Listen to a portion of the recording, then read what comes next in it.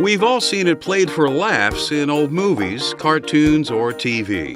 The company president who just can't resist his young female secretary and starts chasing her around and around his office desk.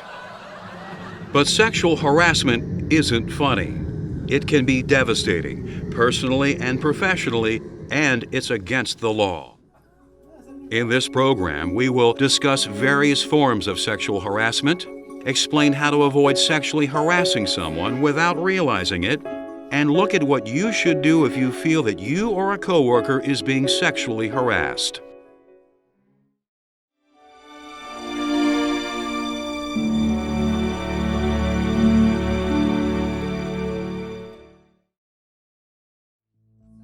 There are many definitions of sexual harassment, but in the workplace it is considered a form of discrimination in employment that was outlawed by the Civil Rights Act of 1964. It includes unwelcome sexual advances, requests for sexual favors, and other verbal or physical conduct of a sexual nature that the victim finds unwanted or threatening.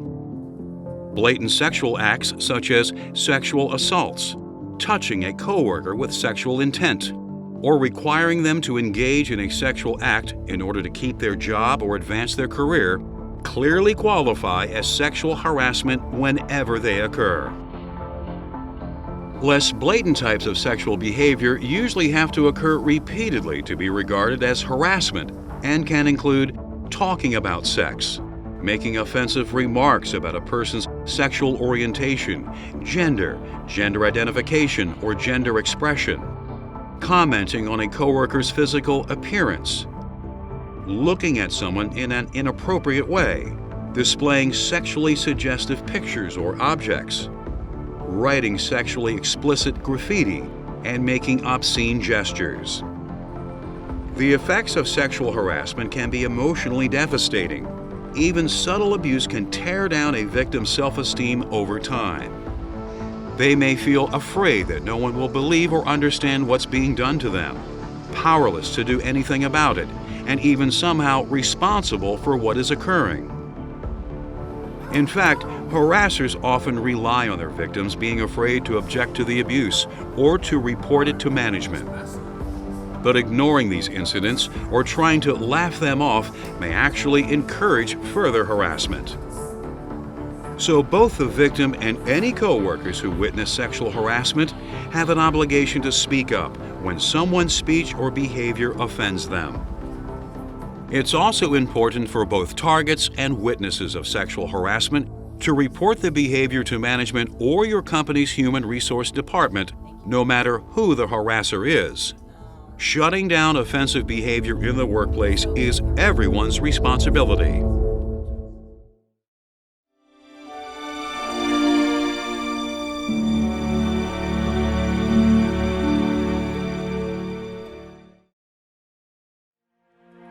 While most reported cases of sexual harassment involve males harassing females, many of the unreported incidents include men who are sexually harassed by women. But an employee can be harassed by a person of any gender, and the intended target of sexual harassment is not the only potential victim. Victims can include anyone in the vicinity who doesn't want to be exposed to offensive statements or actions. It's important to remember that each person is the judge of what they find disturbing and what they would consider to be sexual harassment. So it's possible to harass a coworker unintentionally because you're simply unaware that your actions or comments are offensive to them. For instance, a friendly waitress may not be offended when a salesman flirts with her in a restaurant, but when he acts the same way with a secretary in his workplace, she could feel that he is sexually harassing her. The difference is not in what the salesman does, it's in the fact that the waitress at the restaurant feels the flirting is harmless, while the secretary in the office does not.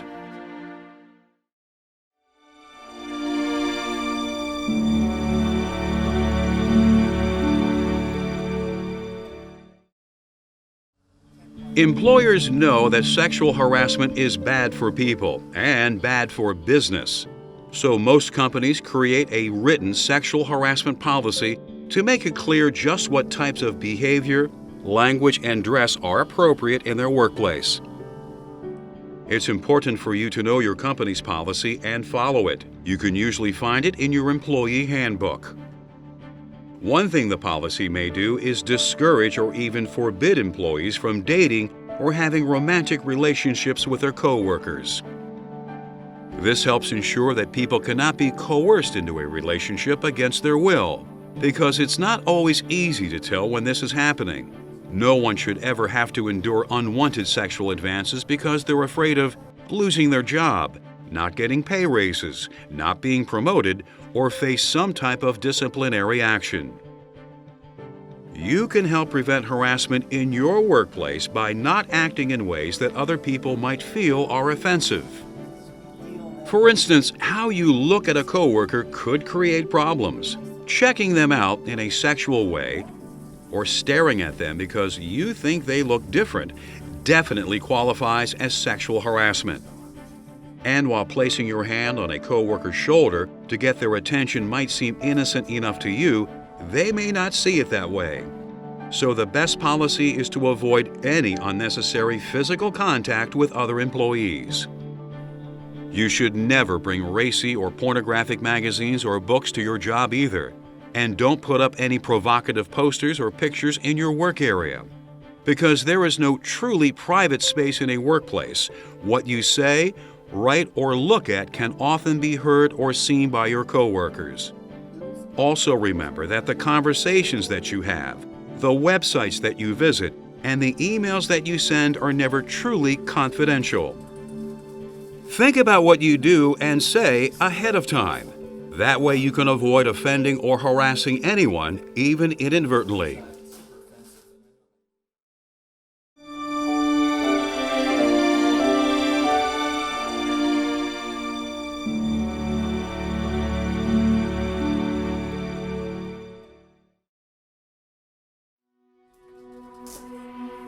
Sometimes it can be difficult to tell whether someone's comments or actions are sexually motivated. But if a coworker's behavior offends you, you should call them on it. If you're the victim, tell them that they've crossed your line and that what they did is unwelcome. If you're a witness, let them know that you think their actions or comments are inappropriate. This is called bystander intervention.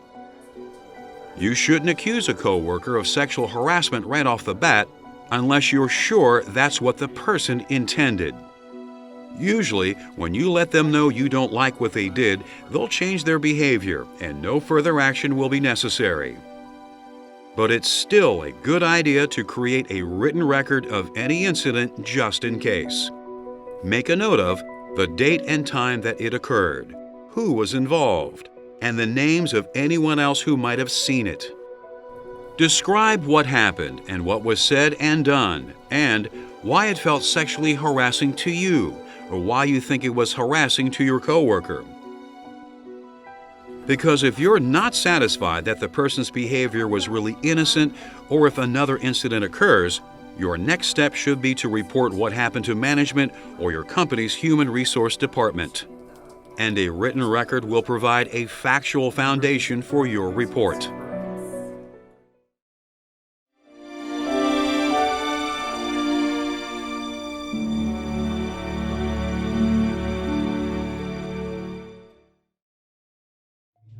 Reporting a sexual harassment incident can be difficult because it brings up a lot of feelings.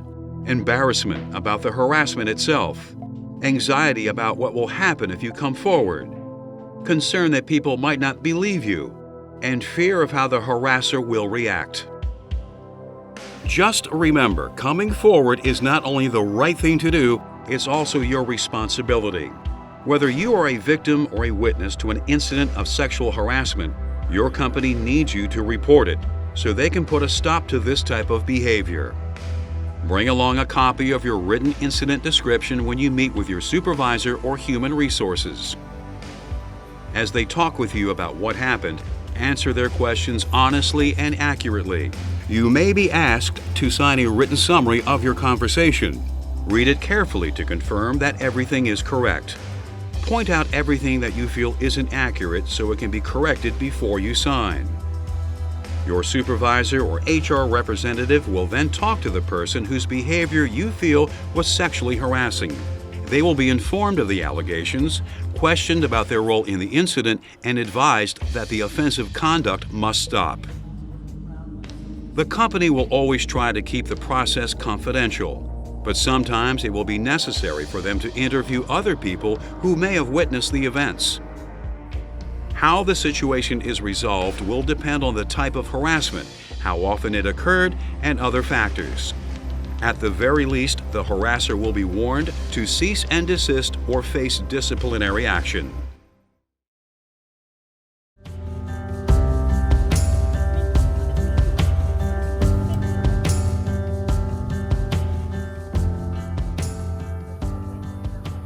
As we've seen, sexual harassment is no joke, and it shouldn't be ignored, because bringing it into the open is the best way to stop this type of behavior and prevent it from happening again. Let's review. Know your employer's sexual harassment policies and follow them. To help keep your workplace harassment free, think about what you say and do, and take care not to behave in ways that could offend your coworkers. Let coworkers know when their behavior has crossed your line. Document any event that you feel may be sexual harassment, whether it happens to you or to a coworker. Submit a copy of your documentation when reporting the incident to management. When you avoid behaving offensively, speak up when someone offends you, and report any sexual harassment incidents to management, you can help create a healthier, more professional, and more respectful workplace for everyone.